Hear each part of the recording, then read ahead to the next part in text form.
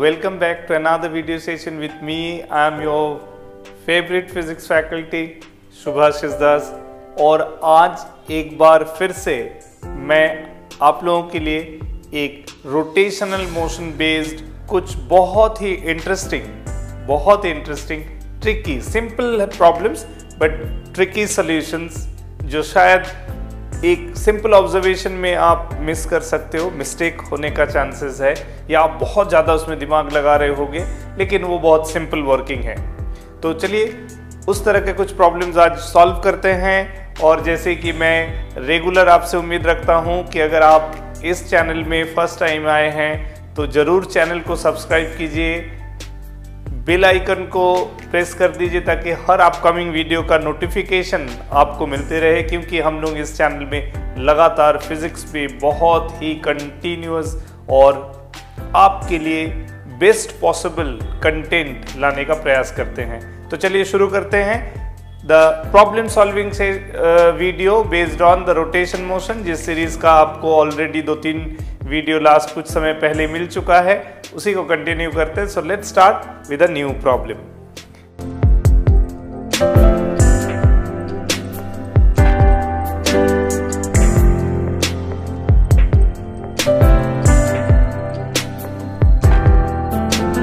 तो चलिए आप लोगों ने प्रॉब्लम को देख लिया है ऑन स्क्रीन। एक बार मैं फिर से उसी चीज को रिवाइज कर देता हूँ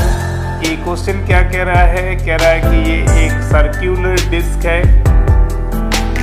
एक circular disc of uniform mass distribution, और इस सर्कुलर डिस्क में एक सेक्टर जो कि 90 डिग्री एंगल बना रहा है सेंटर पे, ये एक सेक्टर है। मान लो ये सेक्टर मतलब अगर हम दो म्यूचुअली परपेंडिकुलर लाइन ड्रॉ करें, अगर हम दो म्यूचुअली परपेंडिकुलर लाइन ड्रॉ करें, हाँ अगर दो म्यूचुअली परपेंडिकुलर लाइन ड्रॉ करते हैं तो डेफिनेटली देख लो ऐसा है ना, तो हम एक सर्कल को 4 सेक्टर में डिवाइड कर सकते हैं, इजंट इट? एक सर्कल को 4 सेक्टर में डिवाइड कर सकते हैं अगर हम लोग दो sets of mutually perpendicular line, diametric line अगर लेते हैं पासिंग थ्रू द सेंटर। तो 4 सेक्टर में से मान लो एक सेक्टर को रिमूव कर दिया, तो अगर एक सेक्टर को रिमूव कर देते हैं तो ये सरकमफरेंस पोर्शन को मैं हटा सकता हूं। तो ये है एक्चुअल स्ट्रक्चर जो कि सवाल में दिया हुआ है कि एक सर्कल का एक सेक्टर पार्ट को रिमूव कर दिया गया है और नाउ ये रिमेनिंग सेक्शन है, जहां कह रहा है कि ये एक लाइन है जो कि एक से x डैश रिप्रेजेंट हो रहा है, ठीक है, एक डायमीटर जो कि थ्रू सेंटर ओ पास कर रहा है। तो ये जो रिमेनिंग पोर्शन है with 3 sector in the circular disc, इस पोर्शन का मास, रिमेनिंग पोर्शन का मास m है और इसका रेडियस वैल्यू r है। तो कह रहा है what will be the mi about x dash. तो आप सोच रहे हो कि ये तो सिमेट्रिकल एक्सिस पोजीशन फिलहाल के लिए नहीं है so far as this geometry is concerned, तो फिर कैसे इसको सॉल्व करें, यही आप सोच रहे होगे। तो बहुत सिंपल है। अब देखो, अगर मैं एक सर्कुलर रिंग लेता हूं, एक कंप्लीट सर्कुलर रिंग अगर लेता हूं और फिर उसको एक्सिस के अबाउट अगर घुमाता हूं, ठीक है, ये अगर एक्सिस के अबाउट, ये 3 डायमेंशनल अरेंजमेंट है, अगर ये एक्सिस के अबाउट घूमेगा एक सर्कुलर रिंग जिसका रेडियस मान लेते हैं r, तो about axis for this ring, ये मैं थोड़ा सा चीजों को समझना चाह रहा हूं या समझाना चाह रहा हूं रेदर आपको, मेरे को तो समझ में आ रहा है, मैं आपके लिए कह रहा हूं। तो अगर एक रिंग का मास m है, उसका रेडियस r है और ये अगर उसका एक्सिस है, एक्सिस इज द लाइन जो कि हम जानते हैं कि थ्रू सेंटर पास कर रहा है और perpendicular to the plane of the ring. तो अबाउट इस एक्सिस इसका mi अनडाउटेडली mr² है, ठीक है ना। अब मान लो अगर मैं एक हाफ रिंग को, ये एक हाफ ऑफ द रिंग है, पूरा सर्कल नहीं है, और एक्सिस पोजीशन में उसी को रखा जो कि थ्रू सेंटर पास कर रहा है,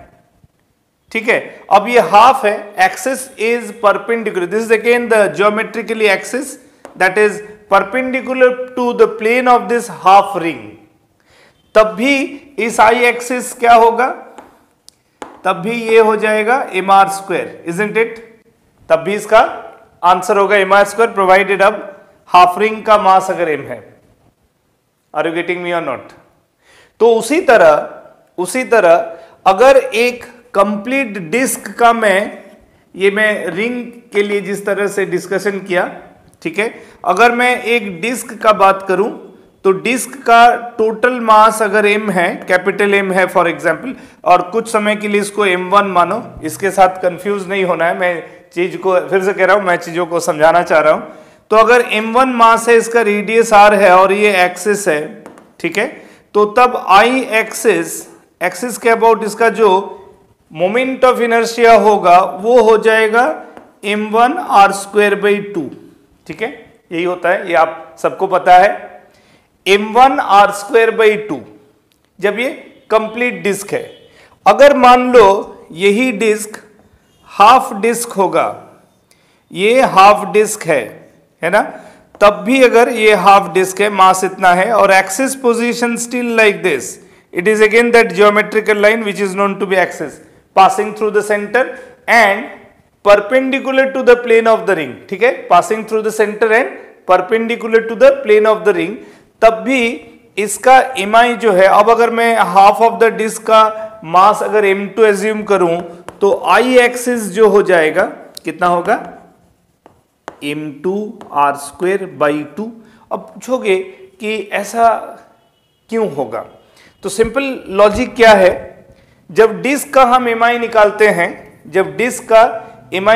हैं, तो क्या करते हैं, एलिमेंट मास एक रिंग लेते हैं जिसका एक सर्टेन थिकनेस एज्यूम कर लेते हैं, ठीक है, और फिर उस mi वैल्यू को इंटीग्रेट करते हैं। क्लियर है बात? जब हम हाफ डिस्क लेंगे तब भी हम वही करेंगे, एक हाफ सर्क्यूलर रिंग लेंगे और ऑफ सर्टेन थिकनेस और उसको इंटीग्रेट करेंगे, तो प्रोसेस सेम है, रिजल्ट भी सेम आना है। कहने का मतलब है about the axis of geometry, एक कंप्लीट रिंग का जितना mi होता है, part of the circular ring का भी mi अबाउट एक्सिस वही फॉर्मेट होता है। एक सर्क्यूलर डिस्क का अपने एक्सिस के अबाउट, पूरा डिस्क का अपने एक्सिस के अबाउट mi जो होता है, हाफ डिस्क का भी mi अपने एक्सिस के अबाउट उतना ही होता है।